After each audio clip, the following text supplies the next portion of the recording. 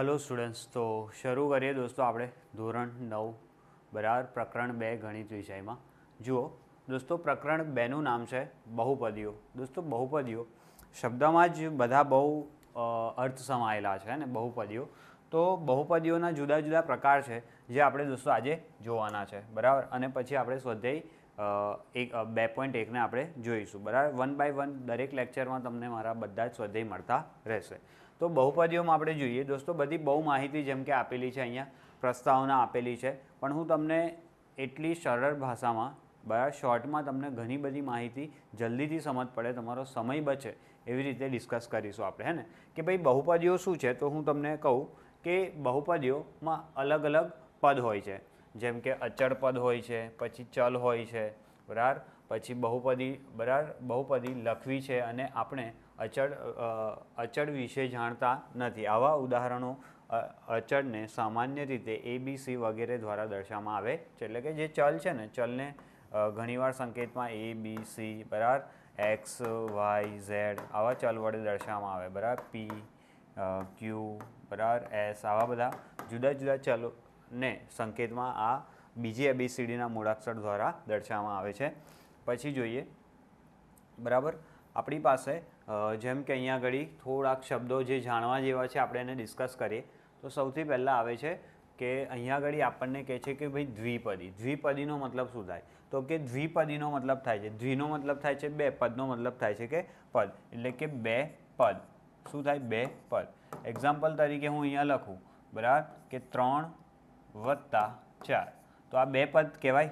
તો કે 3 એક પદ કહેવાય, 4 બીજું પદ કહેવાય, બે પદ છે તો આને શું કહેવાય? દ્વિપદી કહેવાય બરાબર। તો ઘણીવાર આની સાથે કોઈ ચલ x આપી દે બરાબર, આની સાથે કોઈ વખત ચલ y આપી દે બરાબર। નોર્મલી આપણે બહુપદીમાં બરાબર શું જોવાનું છે, તો કે બહુપદીમાં જોવાનું છે કે કેટલા પદોવાળી બહુપદી છે, અને એની ઘાતને પણ આપણે ધ્યાનમાં રાખીશું। ખબર પડી? તો એવી જ રીતે દ્વિપદ હોય છે બરાબર, એવી જ રીતે ત્રિપદ એટલે 3 પદવાળી બરાબર। આવી રીતના જુદી જુદી પદાવલીઓ હોય છે બરાબર। પછી આપણે જોઈશું સુરેખ બહુપદી બરાબર। હવે સુરેખ બહુપદી શબ્દ ઘાતના આધારે હોય, દ્વિઘાત બહુપદી, ત્રિઘાત બહુપદી, સુરેખ બહુપદી, અચળ બહુપદી બરાબર, દ્વિઘાત બહુપદી। જો આ શબ્દ આવ્યો ને, આ બધું જ આપણે ડિસ્કસ કરીશું સ્ટેપ બાય સ્ટેપ। ત્રિઘાત બહુપદી મેં હમણાં જ ઉલ્લેખ કર્યો તમને બરાબર, આપણે ચર્ચા કરીશું બધી જ રીતે। ધારો કે આપણે હવે ચર્ચા કરીએ, ચલો કે ભાઈ સૌથી પહેલાં સુરેખ બહુપદી કોને કહેવાય? સુરેખ બહુપદી બરાબર કોને કહેવાય? સુરેખ બહુપદી તો કે જેની મહત્તમ ઘાત 1 હોય। ઉદાહરણ તરીકે હું લખું, ધારો કે 5x એક ઘાત ના લખીએ તો બી 1 તો કહેવાય વત્તા 2, તો આ શું થઈ ગઈ દોસ્તો? સુરેખ બહુપદી। શું કહેવાય આને? સુરેખ બહુપદી। પછી આવે છે દ્વિઘાત બહુપદી। દ્વિઘાત બહુપદી કોને દ્વિઘાત બહુપદી કહેવાય? તો કે આ જ પદમાં હું 5x ની 2 ઘાત કરી દઉં। કેટલી ઘાત કરી દઉં? 2 ઘાત। જો કોઈ ઘાત ના હોય ને તો ઘાત શું કહેવાય? 1 કહેવાય। જેની મહત્તમ ઘાત, શું શબ્દ વાપરું છું? જેની મહત્તમ ઘાત 1 હોય એને કહેવાય સુરેખ બહુપદી। જેની મહત્તમ ઘાત કેટલી હોય? 2 હોય। કેટલી હોય? 2 હોય બરાબર। ધારો કે અહીંયા કોઈ બી આપ્યું હોય, ધારો કે 3 આપ્યું હોય, તો આને શું કહેવાય? દ્વિઘાત બહુપદી। પછી આપણે જોઈએ ત્રિઘાત બહુપદી। કોને ત્રિઘાત બહુપદી કહેવાય? તો કે જેની મહત્તમ ઘાત 3 હોય। ઉદાહરણ તરીકે હું કોઈ પણ લઈ શકું, ધારો કે 10 y ની 3 ઘાત ઓછા 2y વત્તા 3, તો આ શું થઈ ગઈ? ત્રિઘાત બહુપદી। કદાચ આપણે આ પદ ના લખીએ, 10y ની 3 ઘાત વત્તા 3 લખીએ તો પણ આને શું કહેવાય? ત્રિઘાત બહુપદી કહેવાય। કેમ? તો કે જો મહત્તમ ઘાત કેટલી છે? અહીંયા 3 છે, એટલા માટે આને કહેવાય ત્રિઘાત બહુપદી। મહત્તમ ઘાત 2 હોય તો એને કહેવાય દ્વિઘાત બહુપદી। મહત્તમ ઘાત કોઈ ના હોય તો 1 કહેવાય, અને 1 લખ્યું હોય તો પણ 1 કહેવાય, એને કહેવાય સુરેખ બહુપદી। તો દોસ્તો આ બહુપદીના જે 3 પ્રકાર છે તમારે આ ચેપ્ટરમાં ભણવાના આવશે, ઠીક છે? ખાસ સમજી લેજો। એક મહત્તમ ઘાત 1 હોય સુરેખ બહુપદી, મહત્તમ ઘાત 2 હોય દ્વિઘાત બહુપદી, મહત્તમ ઘાત 3 હોય ત્રિઘાત બહુપદી। ક્લિયર? જોઈએ દોસ્તો સ્વાધ્યાયમાં વધારે ડિટેલમાં આપણે ચર્ચા કરીશું એક્ઝામ્પલ્સમાં। જો સ્વાધ્યાય 2.1માં પહેલો પ્રશ્ન છે આપણી સામે, નીચે આપેલ અભિવ્યક્તિઓ પૈકી કઈ એક ચલ બહુપદી છે બરાબર? કઈ એક ચલ બહુપદી છે? એક ચલ બરાબર, મેં તમને હમણાં જ કીધું ચલને અહીંયા સંકેતમાં બરાબર બીજી ABCD બરાબર, બીજી કાં તો બરાબર અંગ્રેજી મૂળાક્ષરોમાં દર્શાવવામાં આવે છે. ચલ એટલે શું? તો કે અંગ્રેજી મૂળાક્ષરો. ચલ એટલે શું? તો કે અંગ્રેજી મૂળાક્ષરો. તો કે જેટલા અંગ્રેજી મૂળાક્ષરો એ પ્રકાર એને આપણે શું કહીશું? એટલા ચલ કહીશું. બરાબર. કઈ એક ચલ બહુપદી નથી? એક ચલ બહુપદી નથી. અને કઈ બહુપદી? બરાબર. કઈ બહુપદી જ નથી. બરાબર. કઈ એક ચલ બહુપદી નથી. બરાબર. એક ચલ બહુપદી છે, પછી એક ચલ બહુપદી નહીં, અને કઈ બહુપદી જ નથી. તમારા જવાબને કારણ સાથે આપો. બરાબર. કારણ સહિત આપણે આનો જવાબ આપવાનો છે. જરા જુઓ, પહેલો પ્રશ્ન છે આ પ્રમાણે આપ્યો છે. 4x ની 2 ઘાત ઓછા 3x વત્તા 7 આપ્યા છે. 4x ની 2 ઘાત આપી છે, 3x આપ્યા છે, વત્તા 7. હવે અહીંયા આગળ શબ્દ શું છે? આપણને પ્રશ્ન શું પૂછ્યો છે? કે તમારી બહુપદી એક ચલવાળી બહુપદી છે? ના હોય તો એક ચલ બહુપદી નથી, અને જો એ બહુપદી છે કે નહીં એ પણ આપણે જણાવવાનું છે, અને એની સાથેનું કારણ. તો આપણે અહીંયા સૌથી પહેલાં જોવાનું કે દાખલામાં અંગ્રેજી મૂળાક્ષર કેટલા છે? પ્રશ્નમાં બહુપદીમાં અંગ્રેજી મૂળાક્ષર કેટલા છે? તો કે જુઓ, આ x છે, આ પણ x છે, બંને x જ આપ્યા છે. બરાબર. ચલ કેટલા છે? તો કે એક જ છે. ચલ કેટલા છે? એક જ છે. તો આપણે અહીંયા લખી શકીએ કે ભાઈ ચલ એક જ છે ને. શું જોવાનું તમારે? ચલ એક જ છે. બરાબર. તો અહીં લખવાનું બરાબર કે ચલ એક જ છે એટલે એક ચલ તો છે જ. પણ દોસ્તો બહુ મહત્ત્વની વાત કહું તમને, એની જે ઘાત છે ને દોસ્તો એ પૂર્ણ સંખ્યા હોવી જોઈએ. યાદ રાખજો, કોઈ પણ બહુપદીની ઘાત, કોઈ પણ બહુપદીની ઘાત, કોઈ પણ બહુપદીની ઘાત પૂર્ણ સંખ્યા હોવી જોઈએ. કોઈ પણ બહુપદીની ઘાત કેવી સંખ્યા હોવી જોઈએ? પૂર્ણ. કોને કહેવાય પૂર્ણ સંખ્યા? તો કે તમે ધોરણ 8માં પછી 9માં પણ ભણીને આવ્યા છો. બરાબર. ચેપ્ટર 1માં મેં સમજાવ્યું હતું પૂર્ણ સંખ્યા કોને કહેવાય. પૂર્ણ સંખ્યા 1થી શરૂ થાય. 1, 2, 3. બરાબર. 0 પણ તમે લઈ શકો. 0, 1, 2, 3, 4. તમામે તમામ ધન સંખ્યા એ કઈ સંખ્યા છે? પૂર્ણ સંખ્યા છે. ખ્યાલ આવે? કોઈ વખત તમે એવું કહો કે સર ઋણ સંખ્યામાં આવે, કોઈ જગ્યાએ ઋણ ઘાત આપી હોય તો એને બહુપદી કહેવાય? એક બહુપદી કહેવાશે નહીં. બરાબર. એક ચલ બહુપદી કહેવાશે નહીં. એક ચલ બહુપદી માટેનો રૂલ છે કે તમારી પાસે જે ઘાત, કઈ ઘાત શું હોવી જોઈએ? પૂર્ણ સંખ્યા હોવી જોઈએ. ઘાત શું હોવી જોઈએ? પૂર્ણ સંખ્યા જ હોવી જોઈએ. જેમ કે અહીંયા x ચલ 1 છે. બરાબર. એક ચલ કહેવાય, પણ ઘાત 2 છે, ઘાત 1 છે, પૂર્ણ સંખ્યા છે.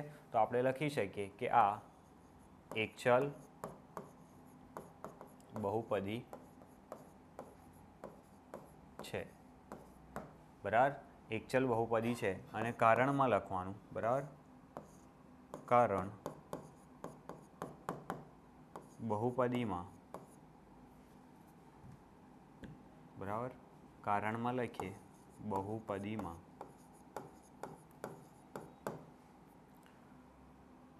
x ની ઘાત પૂર્ણ સંખ્યા. ધ્યાન રાખજો, જવાબ આ બાજુ છે દોસ્તો. કારણ બહુપદીમાં x ની ઘાત પૂર્ણ સંખ્યા છે. કઈ છે ઘાત? તો કે જુઓ 2 અને 1. બરાબર. કઈ છે ઘાત? 2 અને 1. તો સમજૂતી માટે લખ્યું છે. બરાબર. પૂર્ણ સંખ્યા આવી જાય. જોઈ લો, તમે જોઈ શકો x ની ઘાત 2 છે, x ની ઘાત 1 છે, એટલે એ કઈ સંખ્યા છે? પૂર્ણ સંખ્યા છે. એટલે એક ચલ બહુપદી છે. કારણ બહુપદીમાં x ની ઘાત પૂર્ણ સંખ્યા છે. જોઈએ નવો પ્રશ્ન. પછી જો અહીંયા આગળ y ની ઘાત 2 છે, તો અહીંયા લખી શકીએ ભાઈ y એક જ છે ને. ચલ એકલો એક જ વખત આવે છે ને, y એક જ છે ને. બરાબર. ભલે y 2-3 વખત આવતા હોય તો ચલની સંખ્યા, બરાબર, ચલની સંખ્યા તો એક જ છે. તો આપણે લખીએ કે એક ચલ બહુપદી છે. બરાબર. કે ભાઈ y છે. હા, y છે. બરાબર. કદાચ આ જ બહુપદીમાં 2 વખત y આપ્યો. આ જ બહુપદીને તમે લખો, ધારો કે y ની 2 ઘાત વત્તા 0y અને વત્તા, બરાબર, વર્ગમૂળમાં 2. તો આને પણ દોસ્તો એક ચલ બહુપદી કહેવાય. એક ચલ બહુપદી કહેવાય. કેમ એક ચલ બહુપદી કહેવાય? કારણ તો કે જુઓ, આમાં ચલ y જ છે ને. બરાબર. આ જ જગ્યાએ x ની જગ્યાએ જો આપણને, સોરી, y ની જગ્યાએ જો x આપ્યો હોય તો આ શું થઈ જતું? દ્વિચલ થઈ જતું. શું થઈ જતું? દ્વિચલ થઈ જતું. ખબર પડી? જો વાયની જગ્યાએ શું આપ્યો હોત? એક્સ આપ્યો હોત તો. કેમ તો કે જો અહીંયા વાય પણ એક ચલ છે, એક્સ પણ એક ચલ છે, બે જુદા જુદા ચલ છે, એટલે આ થઈ જતું દ્વિચલ બહુપદી. બરાબર. પણ આપણા દાખલામાં બરાબર વાય એકલો આપ્યો છે અને બે ઘાત આપી છે, એટલે લખી શકીએ કે ભાઈ દાખલામાં, સમીકરણમાં કે બહુપદીમાં એક જ ચલ છે, એટલે એક ચલ બહુપદી છે.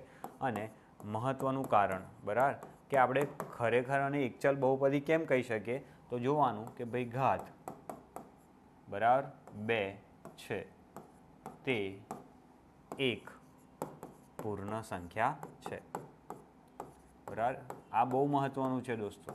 બરાબર કે એની જે ઘાત છે, કોઈ પણ ચલ હોય એની ઘાત પૂર્ણ સંખ્યા હોવી જોઈએ. 2 પૂર્ણ સંખ્યા છે તો આપણે કહી શકીએ કે એક ચલ બહુપદી છે. બરાબર. ચાલો પછી જોઈએ.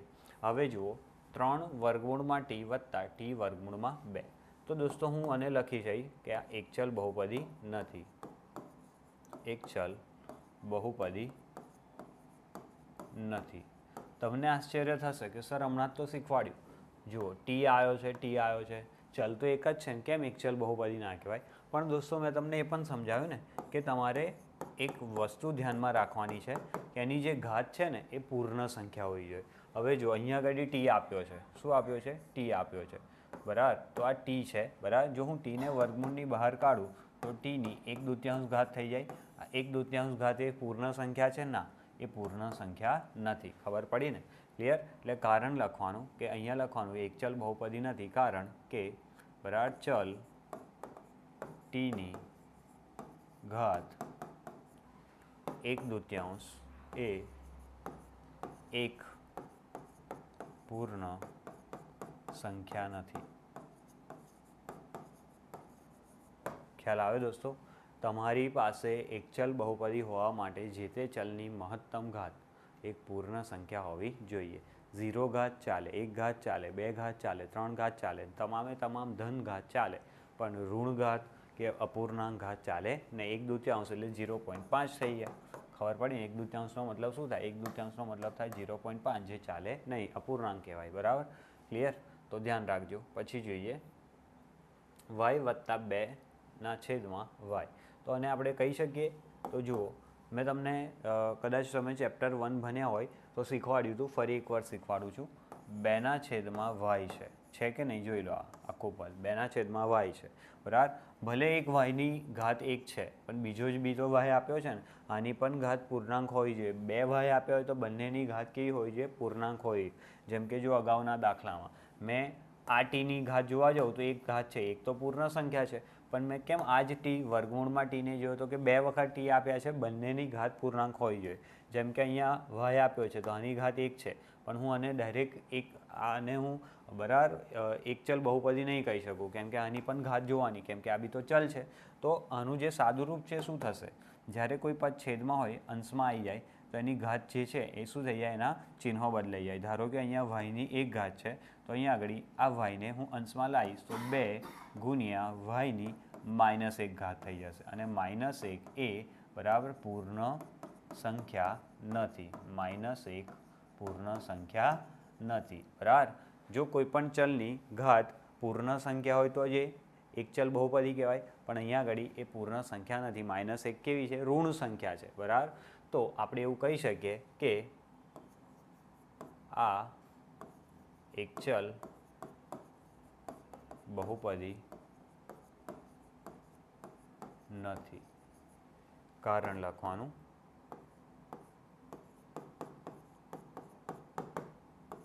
અહીં વાયની ઘાત ઋણ કહેવાય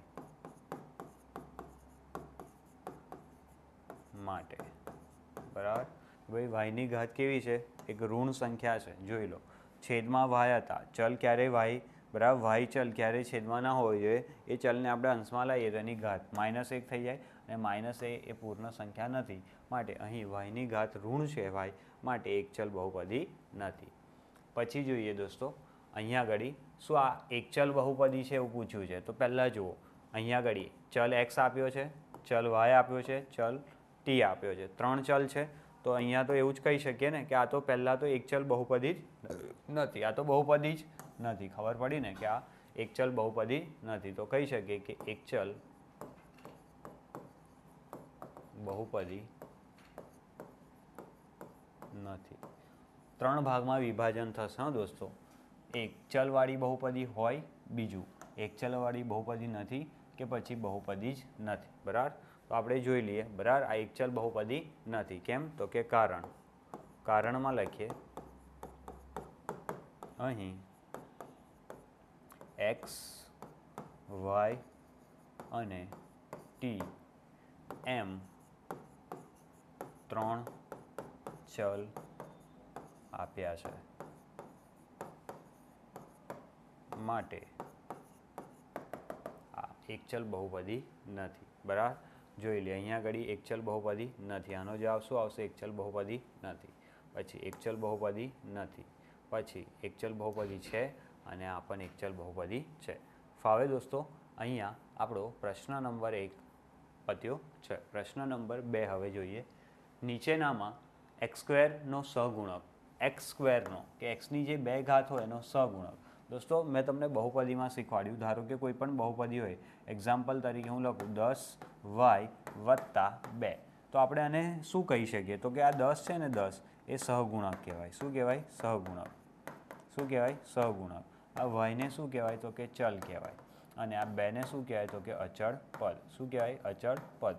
અથવા એને તમે અચળાંક પણ કહી શકો. શું કહી શકો? અચળાંક પણ કહી શકો. ખ્યાલ આવ્યો? તો આપણે શું જોવાનું છે? તો કે x² જોવાનો, x² જોવાનો, xની 2 ઘાત જોવાની અને એની સાથે જે ગુણકમાં હોય એને આપણે શું કહી શકીએ? સહગુણક. તો આપણને પૂછ્યું છે કે પહેલા દાખલામાં 2 + xની 2 ઘાત + xમાં સહગુણક લખો. તો આપણે જોઈએ. બરાબર, કે xની 2 ઘાત દેખાય છે. હા, કોઈ એની સાથે ગુણકમાં કોઈ સંખ્યા ના હોય તો શું સમજવાનું? 1. તો લખવાનું કે xની 2 ઘાતનો સહગુણક 1 છે. 1 પણ કેમ 1 લખ્યું? તો કે જો આની આગળ પ્લસ છે ને એટલે +1. જો અહીંયા માઇનસ હોત તો અહીંયા લખવું પડતું -1 છે. ખ્યાલ આવશે? જુઓ દોસ્તો, 2 - xની 2 ઘાત + xની 3 ઘાત. આપણે તો જોઈએ છે x² સહગુણક. xની આગળ કંઈ ના હોય તો શું સમજવાનું? 1. તો લખવાનું કે x²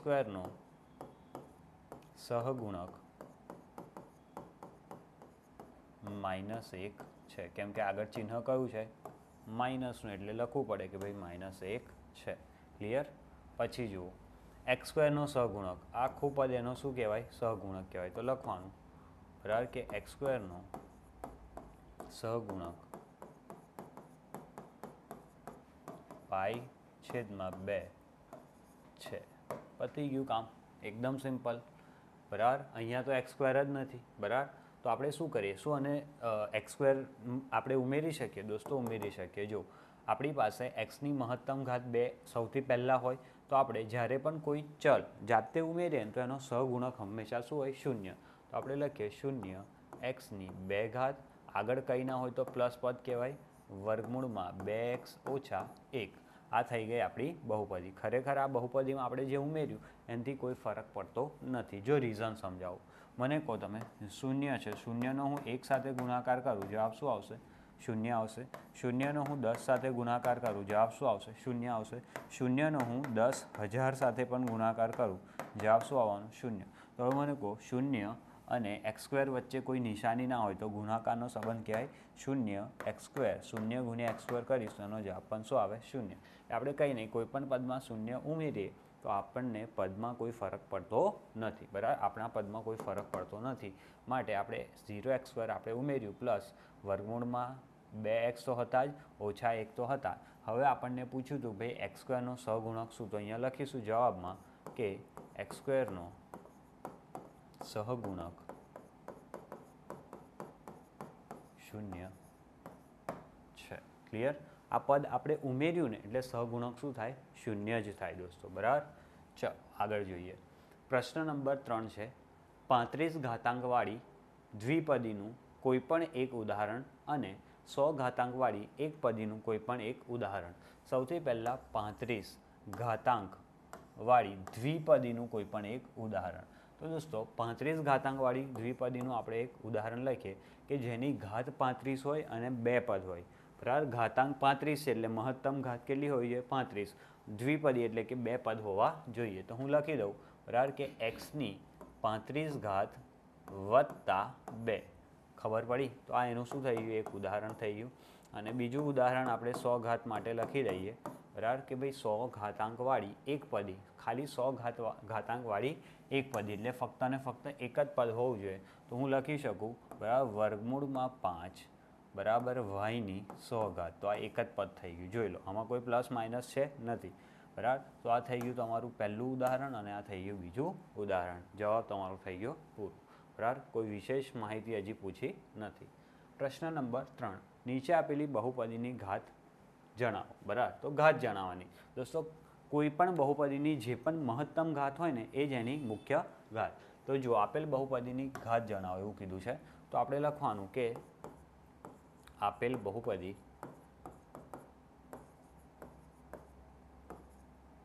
બરાબર આપેલ બહુપદી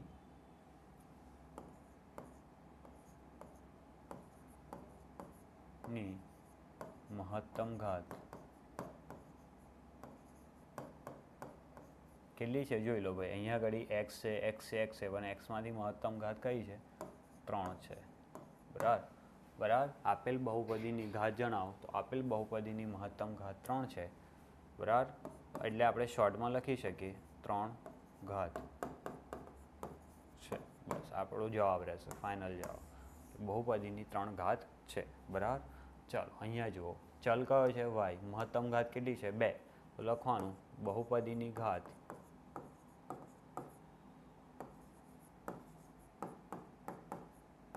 બે છે. પતી ગયું. પછી જુઓ બરાબર, અહીંયા આગળ ટીની કોઈ ઘાત ના હોય તો શું કહેવાય? એક ઘાત કહેવાય. તો લખવાનું બહુપદીની ઘાત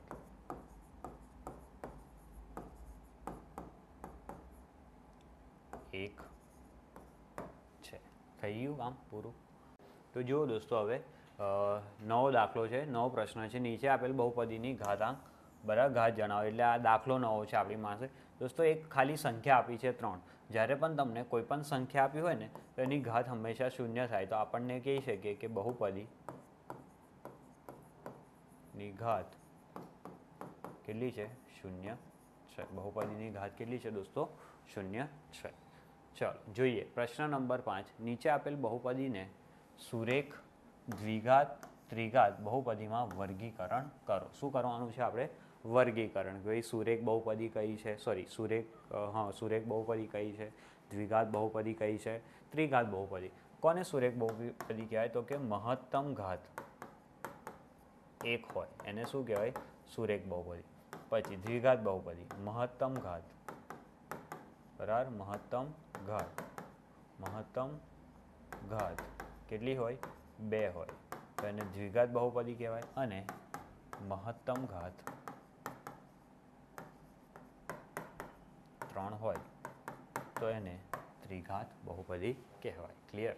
તો જો x² + x આપ્યા છે તો દોસ્તો આપણી પાસે અહીંયા ચલ એક્સની મહત્તમ ઘાત કેટલી છે? 2 છે ને. તો આપણે લખી શકીએ આ દ્વિઘાત બહુપદી છે. તો આને આપણે લખવાનું દ્વિઘાત બહુપદીમાં. શું છે આ? દ્વિઘાત બહુપદી. ચલો, એક્સની મહત્તમ ઘાત 3 છે, લખવાનું ત્રિઘાત બહુપદી. શું છે આ? ત્રિઘાત બહુપદી. પછી વાયની મહત્તમ ઘાત કેટલી છે? 2 છે, લખવાનું દ્વિઘાત બહુપદી. પછી એક્સની મહત્તમ કંઈ ના હોય તો શું કહેવાય? 1 કહેવાય. તો એને કહેવાય સુરેખ બહુપદી. જ્યારે મહત્તમ ઘાત 1 હોય ને ત્યારે એને શું કહેવાય દોસ્તો? સુરેખ બહુપદી કહેવાય. સુરેખ બહુપદી. ચલો, ટીની મહત્તમ ઘાત કંઈ ના હોય તો 1, સુરેખ બહુપદી. ક્લિયર? ચલો જોઈએ. આરની મહત્તમ ઘાત કેટલી છે? 2 છે. 2 ઘાત હોય તો ખ્યાલ છે તમને? દ્વિઘાત બહુપદી. પછી એક્સની મહત્તમ ઘાત 3 છે, ત્રિઘાત બહુપદી. હવે દોસ્તો આની સાથે આપણું સ્વાધ્યાય 2.1 પૂરું થાય છે. ક્લિયર? નવા સ્વાધ્યાય સાથે જલ્દી મળીશું. તમને આ વિડીયો લેક્ચર ગમતા હોય તો તમે લાઈક કરો, અમારી ચેનલને સબસ્ક્રાઈબ કરો અને સાથે સાથે તમારા ધોરણ 9ના બીજા વિદ્યાર્થી મિત્રોને અમારા લેક્ચર શેર કરી શકો છો. Thank you.